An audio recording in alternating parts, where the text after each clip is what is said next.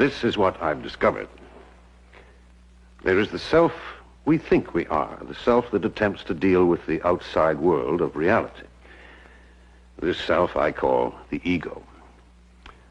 But ego is never the master of self, for we are constantly bedeviled by powerful unconscious forces in our beings. Before ego developed in us, there was id. Id.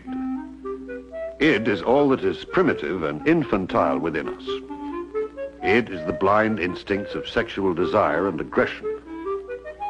Id is opposed by another force that I call superego.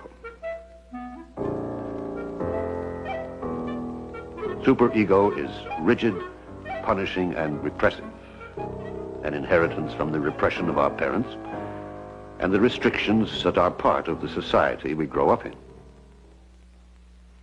So I found there are three distinct elements in our personalities. Ego, who deals with the world of reality, but who is also constantly affected by the demands of id and superego.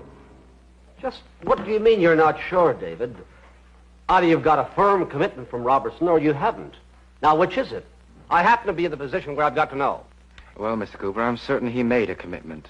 He didn't give anything in writing. Oh, he didn't give you anything in writing. All those Smash him. I'll smash him. I'll kill you, Father. You must honor Father.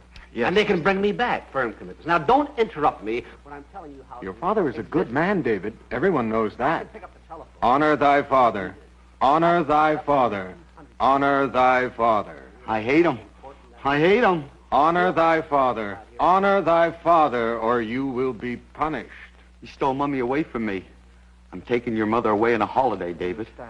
I hate him. I'll kill him. Oh, I love him. Mr. Cooper, I'll go and see Mr. Robertson again. Thank you for letting me explain. David's hate for Mr. Cooper is based on unconscious hate of his own father, caused by childhood jealousy, by the Oedipus complex. Freud said that without insight into these dark forces, we are doomed to play out our lives in an endless dramatization of our childhood relations with our parents.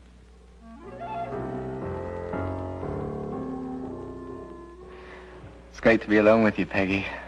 In a restaurant? Well, you know what I mean. Every time I go to your place, there's your roommate. Doesn't she ever go out? Sometimes. That's a nice dress, Peggy. Thank you, David. I want warm. I want. David, little gentleman, don't stare at ladies. You know better than that. Honor thy mother. Honor thy mother. Would you like something to eat? No, thanks. I've already eaten. I want. There, David, baby. Put your head on Mummy's breast. I want warm. It's kind of boring here, isn't it? Where else could we go, David? I don't know. Do you have any ideas? Well, we could go back to my place. I want warm. I want. Honor thy mother. Honor thy mother. David? David, what are you doing down in the basement with your sister?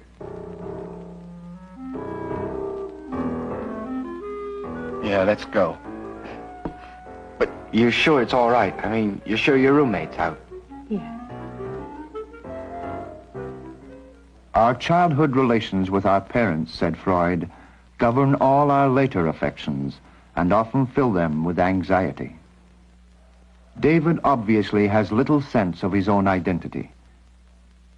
Ego's job is to meet the conflicting demands of reality, id, and superego, and still preserve its own true identity. The struggles between id and superego can be the source of our growth and progress as individuals, but only if we are aware of them and understand them. Without that understanding of those half-tamed demons that live within us, we are enslaved by our unconscious drives and emotions. We are victims of our own past.